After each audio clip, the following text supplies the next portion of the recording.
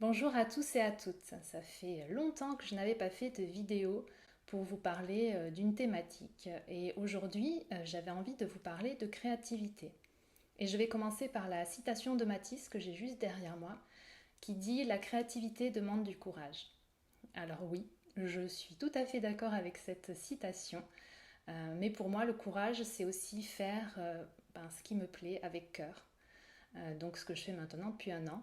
Depuis que j'ai emménagé à Castel-Sarrazin, c'est vrai que je vis pleinement ma créativité. Voilà, rien que le fait en fait en définitive de bouger, de déménager quelque part, en fait, pour moi ça a eu une impulsion, un élan en tout cas, qui fait que maintenant je peux créer quand j'en ai envie, comme j'en ai envie. Et en même temps la créativité, c'est une multitude de choses, parce que c'est vrai que pour moi ça va être l'art, en général, la peinture, le chant, l'écriture, et encore plein d'autres choses. Mais la créativité, elle peut être aussi au quotidien, dans sa vie de tous les jours, dans sa relation aux autres, avec soi-même, justement, d'être créatif pour que chaque jour soit différent. Et ça sera intéressant d'ailleurs de savoir en commentaire, si vous voulez partager en tout cas, pour vous, qu'est-ce que c'est que la créativité. La créativité, c'est vrai que c'est tellement large que j'aimerais bien avoir vos retours à ce sujet-là. Donc pour moi, voilà, c'est un tout. C'est aussi un parcours, une expérimentation par rapport, par exemple, au livre que j'ai auto-publié. Il était une fois une petite fille qui aimait raconter des histoires sur The Book Edition. Du coup, c'est vrai que la dernière fois, j'ai fait une présentation lors du Salon de la Bénitude à notre lieu, donc à Castel-Sarrazin.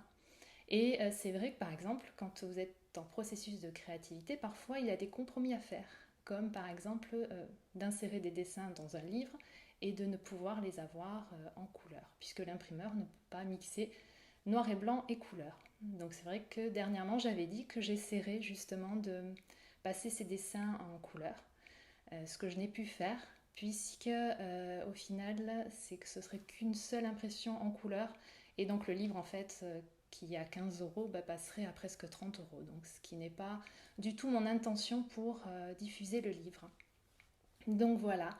Et puis en même temps, la créativité aussi, c'est ce samedi, je vais donc faire une première exposition de mes peintures. Donc j'ose effectivement montrer ce que j'ai fait pendant maintenant un peu plus de 2 ans. Et donc voilà, ça va être un beau moment de partage.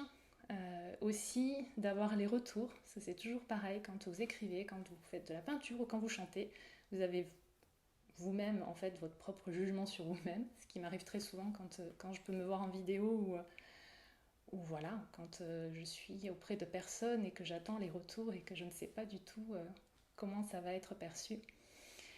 Et en général, j'ai toujours de bons retours, donc c'est merveilleux en fait. Voilà.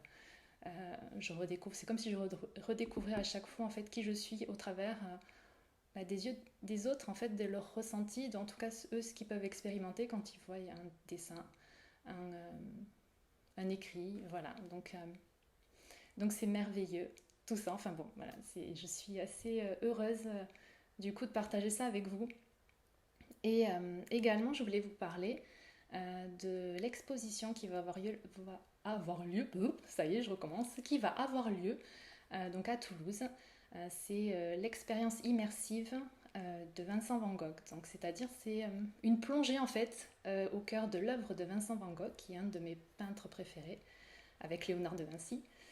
Et du coup, qui est vraiment une plongée, c'est-à-dire que vous allez avoir sur tous les murs, vous avez les peintures en fait de l'artiste. Donc c'est aussi une autre façon de découvrir un univers par quelque chose de plus moderne, justement.